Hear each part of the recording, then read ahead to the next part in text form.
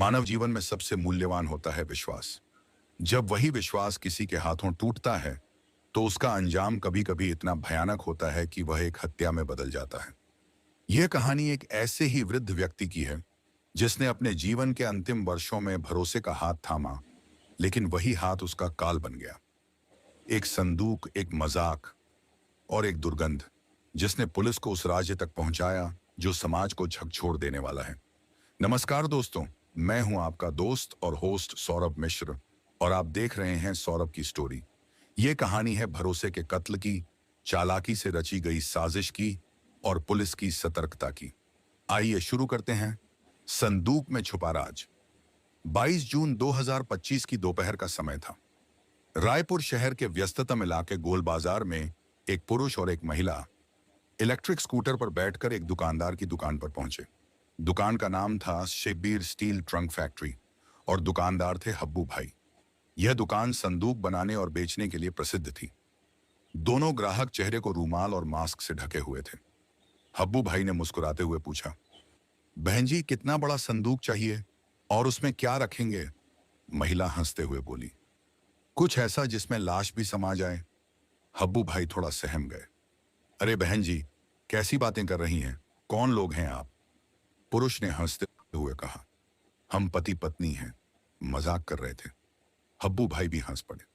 साहब, जब से मुस्कान रस्तोगी ने अपने पति को संदूक में पैक किया है तब से तो हर कोई यही मजाक करता है।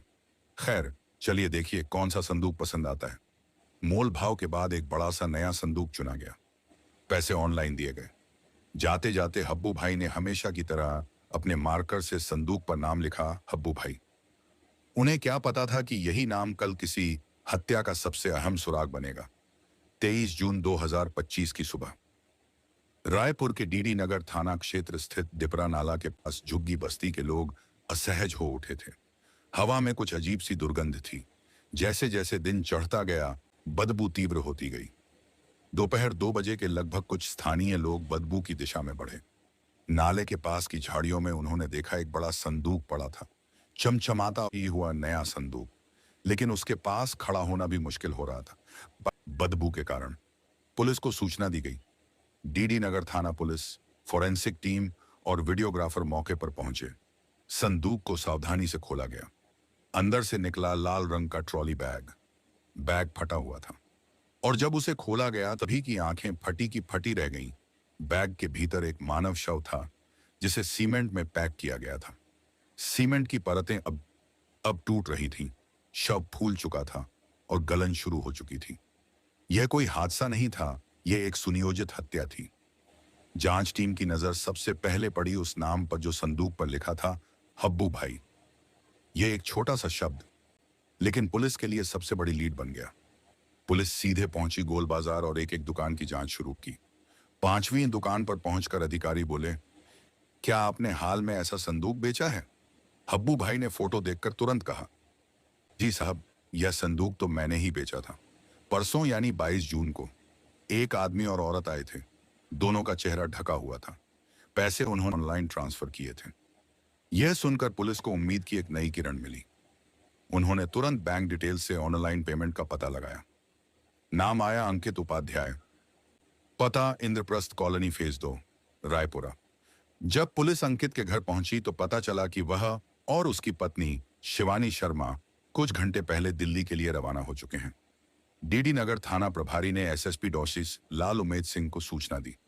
उन्होंने तत्परता से दिल्ली एयरपोर्ट और सीआरपीएफ को सतर्क किया। रात करीब 8 बजे दोनों को दिल्ली एयरपोर्ट पर हिरासत में ले लिया गया। अगले दिन यानी 24 जून को दोनों को रायपुर लाया गया और पूछताछ शुरू हुई। शुरुआत में दोनों ने चुप्पी साधी, लेकिन जैसे जैसे पुलिस ने सबूत सामने रखे, खरीद का पेमेंट, सीसीटीवी फुटेज, संदूक की दुकान, ट्रॉली बैग, अंकित टूट गया। अंकित उपाध्याय पेशे से वकील था। उसका संपर्क किशोर पैंकरा नामक एक वृद्ध व्यक्ति से हुआ था जो पहले काफी संपन्न था।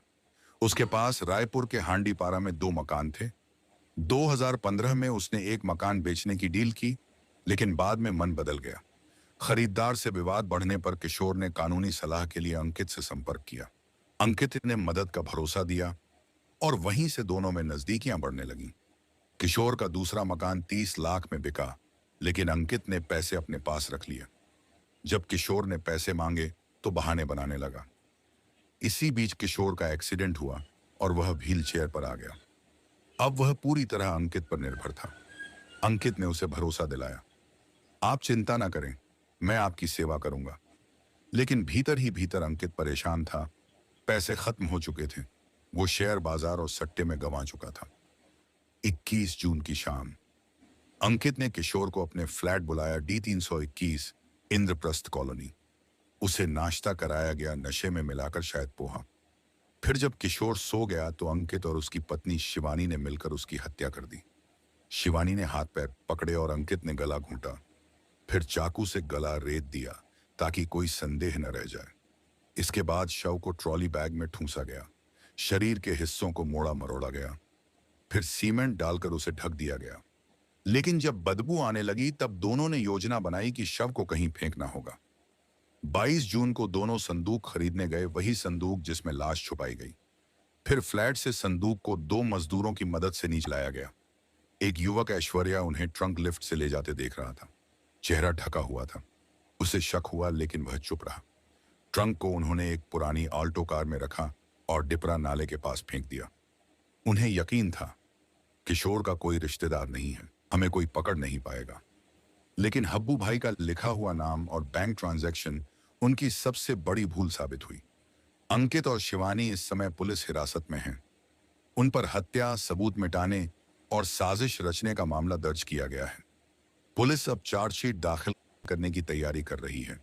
यह कहानी हमें बताती है कि भरोसा अगर गलत हाथों में चला जाए तो एक जीवन का अंत बन सकता है। दोस्तों, यह कहानी केवल हत्या की नहीं है, यह एक चेतावनी है, सबक है। हमेशा सतर्क रहें, विशेष रूप से तब जब कोई बुजुर्ग किसी पर निर्भर हो। भरोसा कीजिए, लेकिन आंख मूंद कर नहीं। अगर आपको यह कहानी जागरूक करने वाली लगी हो तो कृपया इसे शेयर करें ताकि और लोग भी सतर्क हो सकें। जय हिंद, जय भारत।